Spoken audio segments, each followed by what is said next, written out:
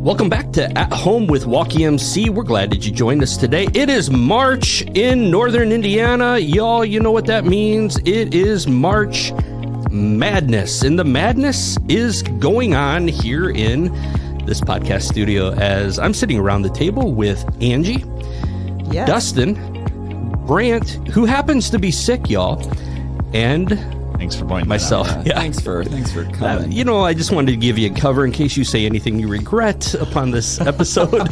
You have it. You have it out. Episode. Yeah. I'm Chris Knight. We're glad that you joined us. Hey, let's jump into this for just a second. It is March Madness. Mm-hmm. How's the brackets going? Well, come on, Dustin. So I was late coming into the game here at let's talk about that. Yeah, I put together a church, trying to do something, for us as a staff, just something fun we could do. Say, hey, here's this link, sign up, do the bracket. It'd be fun to do it together. And then what do you know? I know. Angie, somebody's missing. Angie's missing. And then a couple days later, she's like, hey, sends me a separate bracket. She's like, I didn't make it in, but here's my bracket. Yeah, but it already had blown up because Kentucky, Auburn, and South Carolina all lost. Angie, did you do this in college, where you went to a professor and go, listen, I know it was due on Friday.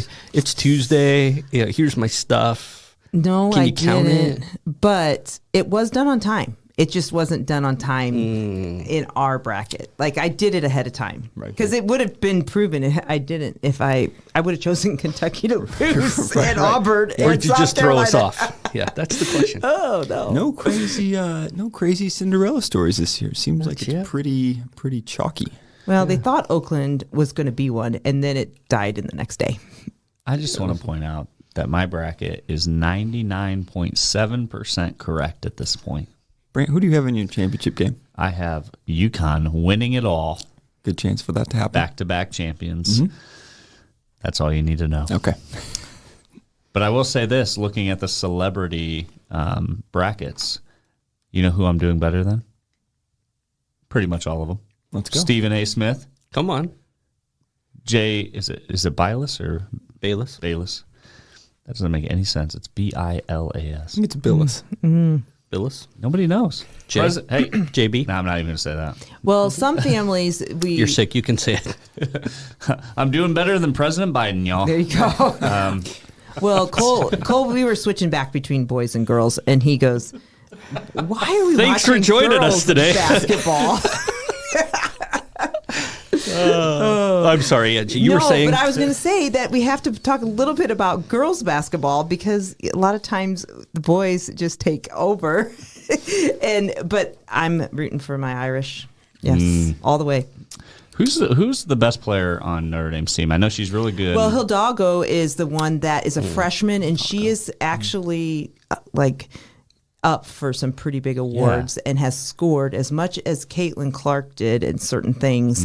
So I'm guessing. Who's Caitlin Clark? Yeah, we don't know. No, I'm teasing. She's amazing. Hey, the girls have represented our state better than the guys. I mean, we have Purdue, but the girls Notre Dame and Indiana. And we had it right here. We had one of the regionals right here in South Bend to watch some great basketball. We had a member of our church. Don't say we had Purdue. No, don't lump us all into that category. Doris Peach, who goes to our church, made me say boiler up as I walked into the worship center, and I feel very convicted by that this past Sunday. Love it. But no. Hey, I actually have the boilers going all the way, which, because in honor of Doris, I thought, this is Doris, this is one way I can support you because I'm an Irish fan and we didn't make the tournament, so. You know who should have made the tournament that didn't? Indiana State. I agree. 100%. They would have been the true Cinderella story. Yep. Lost out on a good storyline. Mm-hmm. Mm-hmm. But that is not why we are here today, but it is March and it is madness. So we're glad that you did join us today. Let's talk a little bit about faith, which in a lot of ways is how you fill out your bracket, isn't it? 100%. Well, I do have to, before we go in, I do have to say that right now, starting tomorrow, if anybody wants to Google it, the NCAA Men's Swimming Championships are in our state, swimming at the IUPUI Natatorium, and it is going to set records faster than Michael Phelps. And I don't think a lot of people realize that Arizona Arizona State has a guy who's coming in. He's already broke Michael Phelps' 4 IM record. He's going to win the Olympics. He's going to do a lot of great things. And there's going to be epic swimming happening here in Indiana in the next few days. And by the way, the Irish, they're in the mix too. What? So, yeah. Okay. So I had to say that. Is there a bracket available that we could fill Well, out? it's called the selection process. That's even harder to get into than the brackets. We can't even argue you, Angie. Like I know, we because don't nobody know knows anything about swimming. it. What's the guy's name that's going to be better than Phelps? Well, you're gonna it's You don't know it. If you don't know it. Michonne, yeah, and Michonne? it's Michonne. You're making things up. No, I'm not. Okay, I need Katie Brenneman here. Can you fact check By this the way, podcast? Right. I actually have to learn all their faces so I can remember who they are and what their names are when I'm running the Olympic trials ready room, because I can't ask these stars. You're going to be there running it. Yeah, Let's go. I know. I had a meeting about it this weekend. Can you get Brant some autographs? Yes. And then just I'll bring you my But I'm swim trunks. supposed I want them signed. when you come back, just tell him who these people are that actually signed his swimming shorts. I thought you said his name was Mashonda. Oh my word. So anyways, What are we talking about? just remember Giuliano. You're going to remember that name. Where did that one come from? I'll never forget that name. He ate supper at my house a couple weeks ago, and he is our 100 free. What is happening right now? What is going on? He's really good at eating supper. He is on the Irish team, Okay. and he made the world champ team. And he that's will amazing. probably What make did the he Olympic eat? team. Yeah. What did he eat? We had tenderloins. I fed him the biggest ribeye and a huge You slowed him burger. down. Well, if he doesn't make it, it's your This is fault. on Angie Brenneman. Protein. I had too much protein. Chris is an amazing kid. He's from Pennsylvania. Chris Yeah. Juliana. Yes, that's his name, Chris Giuliano. You're going to know it. Did you guys hear that? That was brilliant. And you're sick. And I'm sick. I'm You're feeling going to better know now. who he is. By the end of June, you're going to know who he is. Yes, I will. So, yeah. And what did you call what did you call the place that they swim in? What's that It's called the IUPUI Natatorium. It's the former place they used to do trials. Natatorium. Natatorium. A natatorium is where a pool is. You didn't guys know that? Yeah, totally. We are so sorry. Nat as I'm nautical. so sorry to all Yeah. the swimmers out there. Grace and Katie, please forgive me. So we need to get back on track. But I did have to point that out because, we have basketball, but there are other things There's in other this things world in than swimming. Indiana. Yeah. So, It's all part of at home. Yes, at home is a very broad topic, and this just happens to be at the Brenneman home right now. So. We're going to call this podcast room from now on the Natatorium because I think it's a made up word. Is it an adjective or an adverb? okay, listener, it's a noun. if It's a you place. wanted to know the think? type of relationships that exist around this table, it is right now. Welcome back to the Here and Natatorium. All right, Faith. What do you want Yes. to talk about? Faith. Well, the thing is, faith is important. And you talked. It is so important. We're losing half of our viewers. we have We right might now. have to start over. No, we're not starting over. No. This is real life. It's real life. Yep, at home. All right. If you're still with us. All right, so Sunday, we're in this series on Engage, and it was talking about faith. And there's a lot of different conversations that we can have surrounding faith. And when you look at the New Testament, there's some differing views. It seems, Angie, like there's differing views, Yes. right? Paul says one thing. James says what appears to be something contrary to what he says. Talk to us about this. Yes. Well, you can find that Paul is asking the question is like, hey, I'm stating it, you cannot have faith with your works. You cannot be saved with what you do. And the thing is he's talking to a bunch of Pharisees and Sadducees and those that are already kind of preaching the law. And he's going against it, saying the law is not what you do, and following the law is not how you get saved. It's not what saves you. It's you only are saved through your faith in Jesus Christ, who died on the cross for you. And so James, on the contrary, everybody thinks, well, you can't have faith, but you have to have works with your faith. You have to actually work out, is what you hear a lot of times, your salvation. And so we say, wait, those are two. Okay, so let's pause for just a second. Let's go back to the Pharisees a little bit. Talk to us about the rules. You mentioned rules that they had. Wasn't there like 618 laws or something like that they had to keep? And they're thinking, if you keep these perfectly, if you do your best to keep in on this and don't mess any of these things up, then you will be seen as righteous. if you have your actions, if all those things add up, then you can be seen as qualified. Right. Like there was a saved. sacrificial law, there was a civil law, Yep. there were all those things, and there's moral laws. And we would look at them like a sacrificial law is that you had to bring a sacrifice a certain way, certain type. And that actually that's not a part of our faith now because we know that Jesus died on the cross. But the moral law is the 10 Commandments. And so with that, it's still important to realize that that's still active in our understanding. But what Paul's saying is that you don't have to live by this. You get your salvation through your belief in Jesus Christ. And so you don't have to do all these things. You don't have to sacrifice. You don't have to live a certain way. Your faith is defined by who Jesus is and what he did on the cross. You know, the irony of what you just said was the 10 Commandments and the laws, and these were important laws to follow, and sometimes we see them as just a set of rules. But one thing I like to look at when you think of the 10 Commandments, they're all relational. Right. 100%. And so they are relational. So if you're listening, I'm not going to sit here and quote them.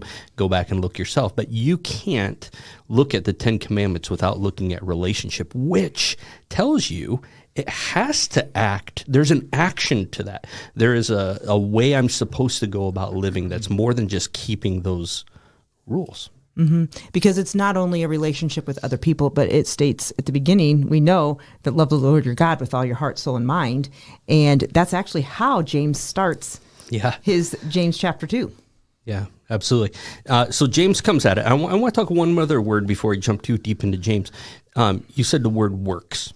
Okay, works. Let's talk about works for just a minute. Give me some ideas of what works might look like a little bit deeper.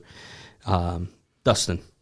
Yeah, maybe just some of the things that we works with, like with what we do. So like maybe things like looking at ways that maybe we're serving, or maybe it is like what we are giving, or different things like that we would associate with. These are things that I am going to do, to kind of have it be a display of my faith. Those are my works, if you will. Sure. Wear a certain set of clothes, do a certain thing. Goes back a little bit what we were just talking about, but I just want to expound on that word a little bit more, because when we hear works, sometimes it's confusing when you think of works, and then we also refer to it as faith in action. There's a lot of similarity in those two words, but I just think it's worth expounding on. Right. I do think sometimes we do think that's what we do. Like our faith is defined by what we do, like an action.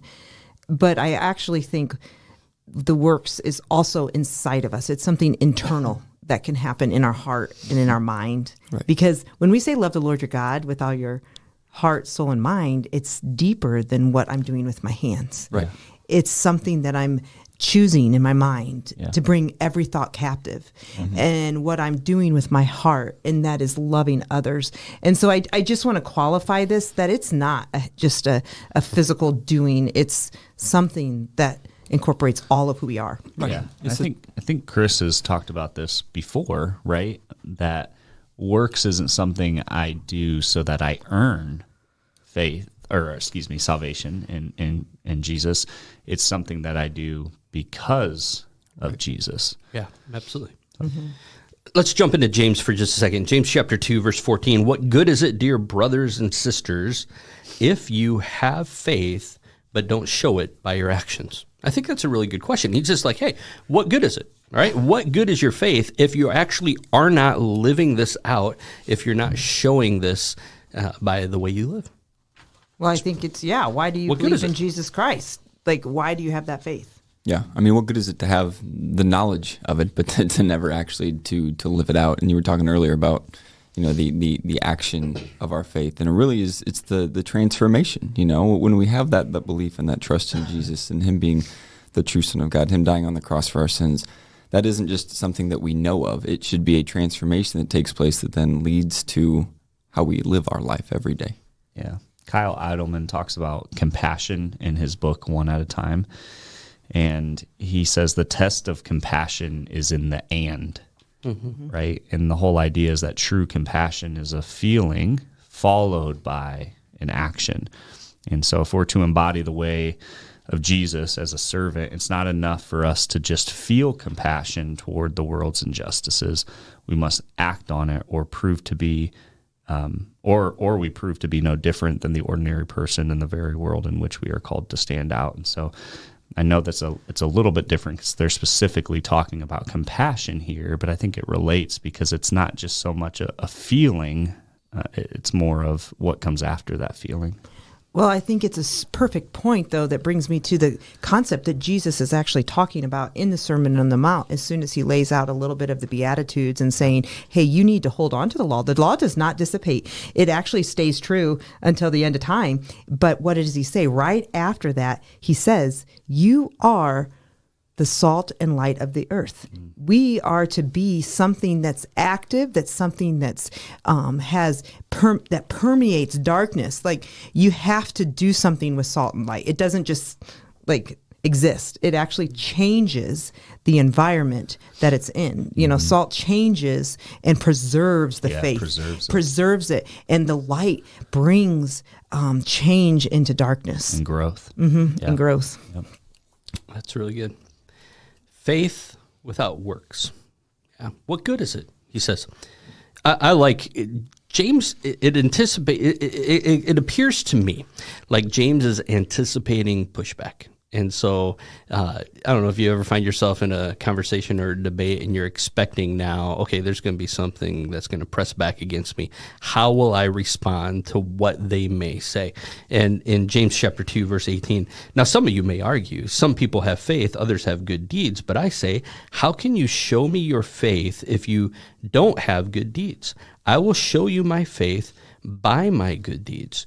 You say you have faith, for you believe that there is one God. This is, I'd like to meet James. I can't wait. Someday in heaven, I'll be like, that was a great line. This is the New Living Translation.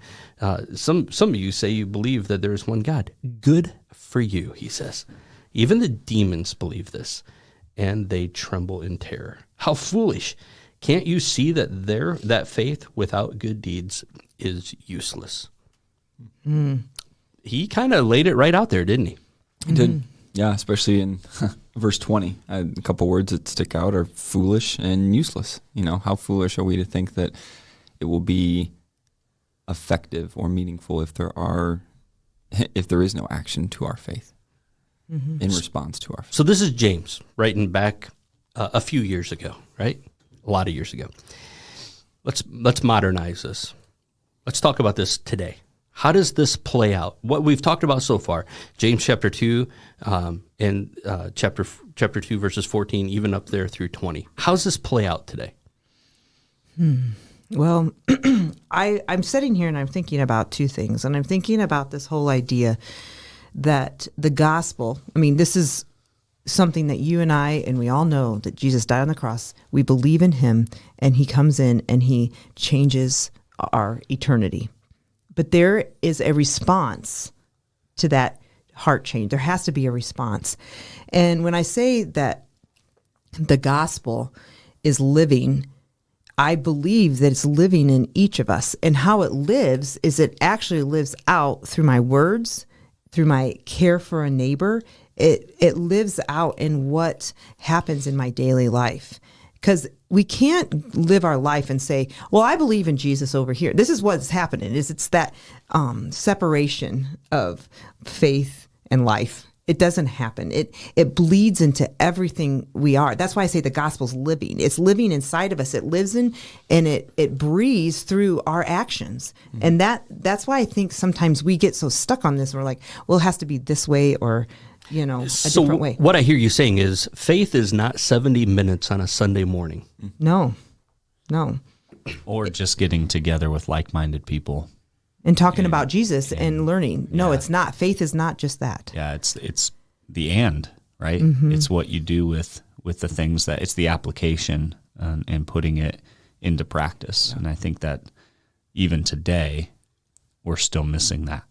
Right. The response to the call, like when Jesus calls his initial disciples and they follow him when he says, come follow me and I will make you fishers of men, to see their response and they truly did for the next few years, went on a journey with Jesus and experienced life with people that weren't like-minded with them. And they watched Jesus interact with these people and love on these people and show compassion to these people. And they got to see firsthand what it was like to truly not just have a faith, but to live out a faith. Right, but they always didn't get it. That's the thing is they had No. Jesus right in front of them, and here we are. We have like kind of a 2020 vision back on the story in the Bible in front of us. It's easy to look with Yeah. 2020 hindsight, look back and be like, oh, look at all these things that they messed up. I mean, because we still do that every day. But to be able to see these firsthand accounts that they had and learn from them, and to know that, like, okay, if they were always going and doing, and not just sitting in a little holy huddle and reading and talking about their faith.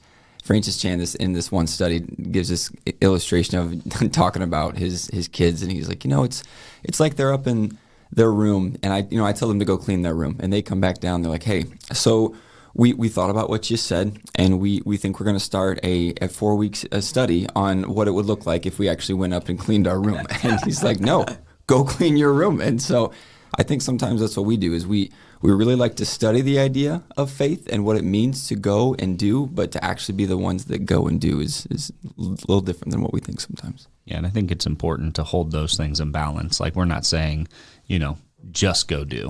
Right? Study and communion with God and all of that's important.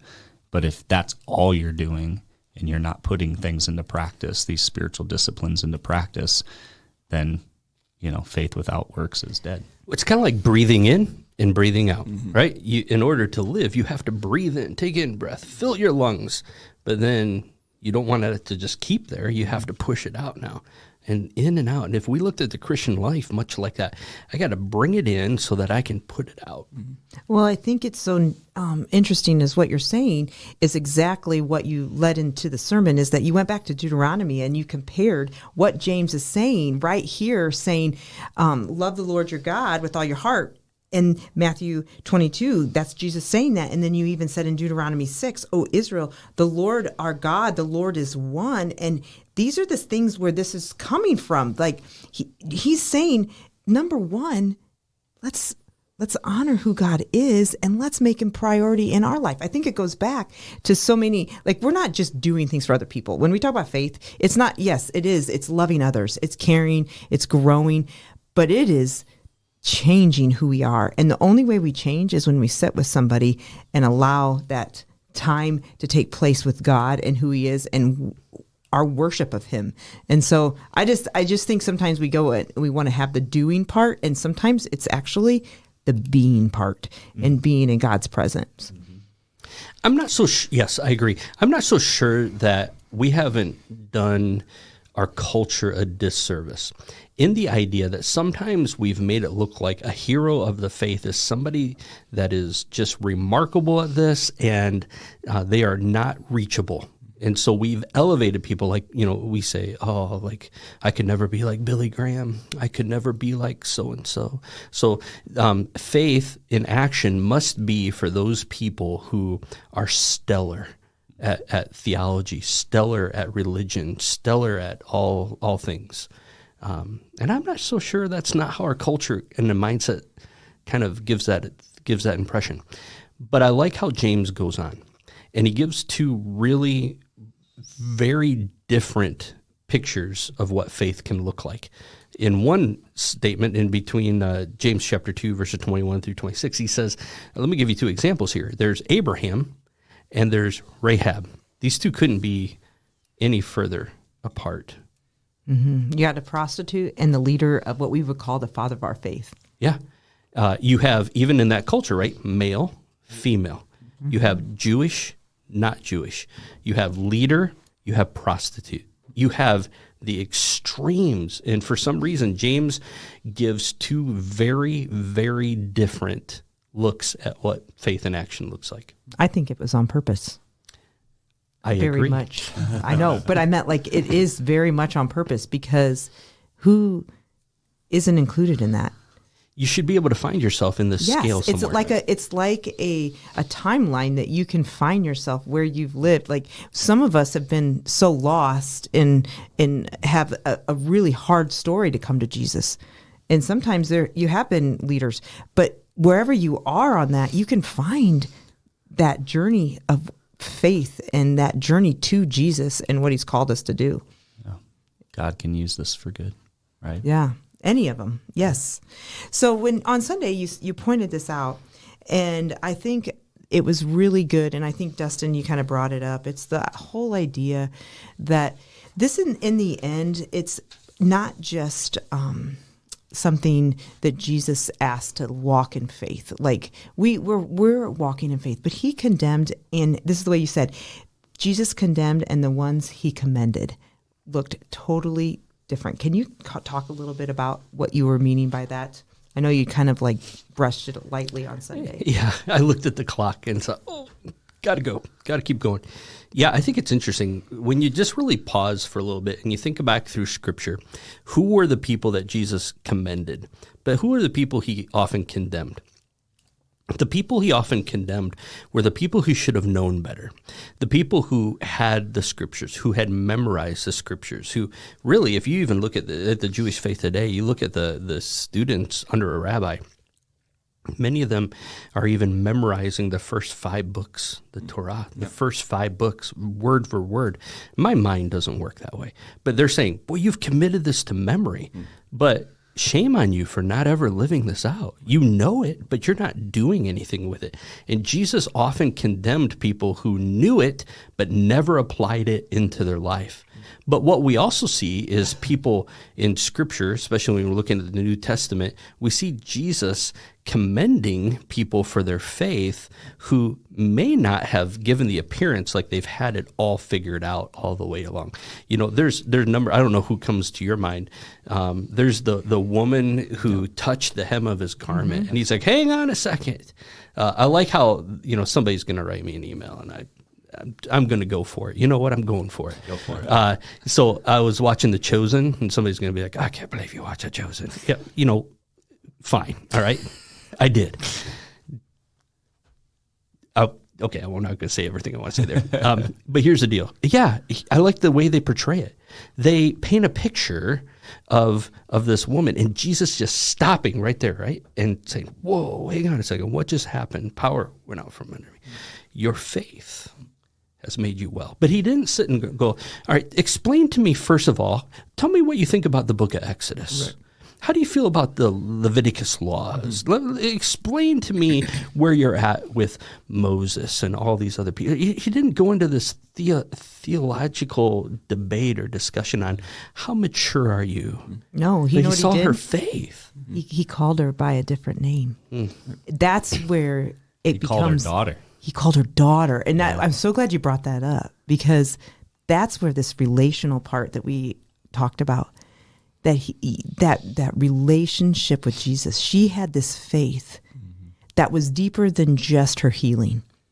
She wanted a relationship with the Savior who she knew would heal her if she touched his garment. And she was even unaware. She was so distraught. I say this because these are men in the room, and she was probably struggling her whole entire life with something that was so debilitating. I mean, really debilitating. And she probably wanted to be ignored and didn't want to be brought out. Well, I was just going to say, how different is that in our world today when we're dealing with something? I mean, when shame takes over, we so often will try to get rid of those kind of situations where we will back away from them instead of embracing them.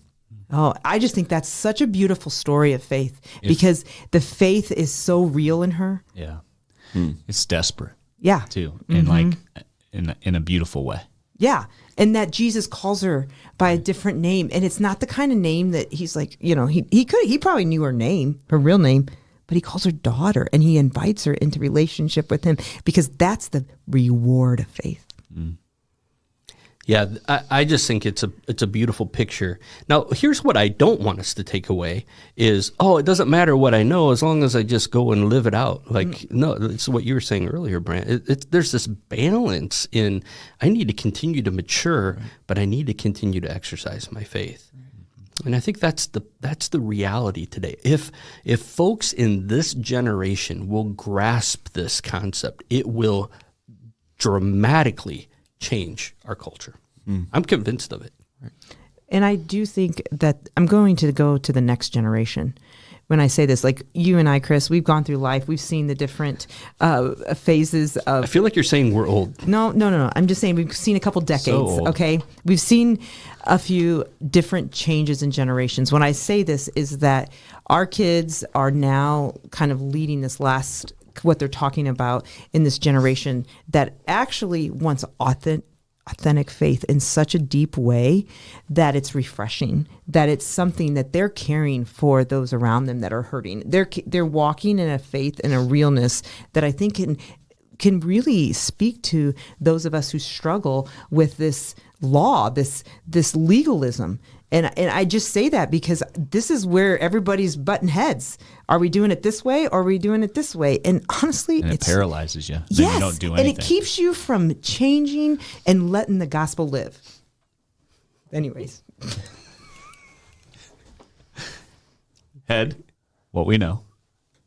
Heart, transformed by what we know. And hand, putting what we know into action. Absolutely. We have to get to this point where we take what we know and we let it transform our heart. It changes who we are. Right. And then we live differently. We got to change our lifestyle. We got to change our. But here's the deal. Dustin, you alluded to it with the idea of shame. It has to change our lifestyle. But I think where we get hung up is, well, I keep sinning. I continue to sin. Well, all of us continue to do so. The idea is that we should try to continue to get control of those areas, but we are going to continue to make mistakes. We're going to continue to fail, but we get this shame culture around us that says, well, I obviously can't do this. I tried once and I failed. Right. That's not the case. Right. To bring it back to the idea of, I mean, probably a bad comparison here, so you guys chime in if it's awful, but the whole March Madness basketball team thing, like, of course, it doesn't matter how many games you play. You're going to make mistakes in every game. You're going to turn the ball over. You're going to just do things that you shouldn't do. But a lot of times when you go back to practice that next week or that next day, the coach is like, look, let's work on this thing that we struggled with so that we don't continue to make the same mistakes over and over again. Now, will you? I mean, you may, but at least you know what to look for. You know how to maybe address those situations moving forward. You have maybe some better accountability. You just... It helps, but just to say every time, well, I'm just not going to get better at that. I'm just always going to struggle with this. I mean, there's things that may always be a temptation, but that doesn't mean that they always have to be a struggle. And so it's just inviting people to walk alongside you, and that's what, we are called to do as the church and the body to help with some of those things. To go along with the basketball analogy, though, you can never go into a game unprepared against a team that you're planning to beat. You actually have to practice. You have to know. You have to have knowledge and understanding. And I say this is that most athletics do have practice more than they play. Mm-hmm. And that's really what faith is. You're practicing. Yeah, it's interesting you say it that way because I say something very similar. You never go into a natatorium unprepared. I was going to go swimming, but I stayed in basketball. Natatorium today. Unprepared. I was going to go there, but I didn't. I stayed with basketball. But the thing is with swimming, you got one chance. Mm-hmm. You jump in, you false start. You're out. Your muscle memory. That's why I was never good at swimming. No, but here's the deal: is your muscle memory has to be so spot on from the practice. You almost have to swim perfection for the time that you want because you've practiced so hard. Right. And so I think that's like we do it in so many things in our life. We practice so many things, but we don't practice our faith. You know where people practice their faith the most right now, and it's not effective, is behind a screen. Mm-hmm. I mean, there are effective strategies in the screen. Like, hear me in that. But a lot of us put into practice the most behind a screen. And I think that's where we're seeing some shortcomings when it comes to our brothers and sisters in Christ. Okay, we're out of time, but here you go. I mean, that's a very, very important part. And there's a reason behind that. You don't have to interact with somebody. Right. Mm-hmm. You don't have to live in relationship. And I like the analogy how warfare has changed, right? When you had to stick somebody with a bayonet, when you had to be really close to somebody, it changed because you're looking somebody in the eye. Now with modern warfare, you push a button, you're like, I didn't have to see that person. Screen courage. And I think that's the same principle. I don't have to live in relationship with. And this is all the more reason where if we get out of our comfort zones and go live where people who may not agree with us, likely won't agree with us. Right. But that's a way that we get the opportunity to practice, stretch our faith, but don't be an idiot about it. I mean, like this is the chance to love and show the love of Jesus, not to agree, not to condone sin, but to be changed and be able to model it. Friend, we're out of time, but I hope that maybe there's something that you were able to draw away from this. My challenge to you is you take what you know, continue to mature in your faith, continue to mature in your knowledge, continue to learn, but let it change, let it transform your life, and then go and put into practice the things that you are learning. I love how Jesus sent the disciples out, and then he called them back in, goes, hey, what'd you learn? How'd you do it? And then he sent them out again. And then he brought them back in and said, hey, how you doing? What'd you learn? What's something you took away from this? Because ultimately, Jesus wasn't going to be there in their presence physically at some point. And then they were ready to go, and they did that to themselves. We have a story. Now's the time to pass it on to the next generation, but we have to be faithful at it. Friend, we're glad that you took time to join us today. If we can help you in any way at Walkers Missionary Church, reach out to us, walkemc.org. We would love to have conversations. We would love to walk with you in your journey. Anything we can do to come alongside you in your faith, let us know. Until next time, we wish you all the grace and peace the Lord has for your life.